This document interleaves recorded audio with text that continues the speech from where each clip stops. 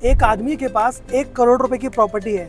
अब देखना अमीर पैसे कैसे बनाते हैं और मिडिल क्लास कहाँ खर्चा करता है। ये 1 करोड़ की प्रॉपर्टी जब तक बेची नहीं जाती तब तक इस पर टैक्स नहीं लगेगा।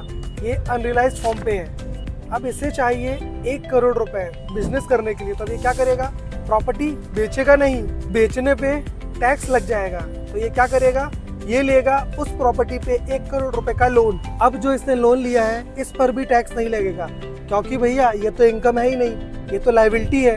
और इस लोन पर लगने वाले इंटरेस्ट से जो टैक्स बेनिफिट मिलेगा वो अलग। और भैया इसके ऊपर जो वो इंटरेस्ट पे कर रहा है उससे ज्यादा तो इसकी प्रॉपर्टी की वैल्यू बढ़ जाएगी।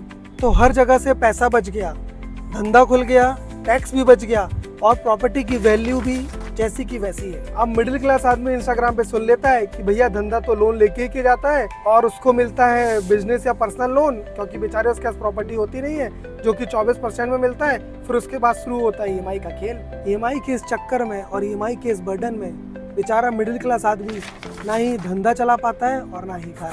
तो मेरे भाई, बिजनेस लोन लेने से पहले प्लानिंग बहुत जरूरी है। तो अगर आपको प्लानिंग नहीं है तो आप मुझसे कांटेक्ट करिए बिजनेस लोन के लिए। मैं आपको कम से कम रेट में बिजनेस लोन करा के दूँ। अगर आप भी चाहते हैं अनसिक्योर्ड लोन कम रेट में तो आप मुझसे कांटेक्ट करिए।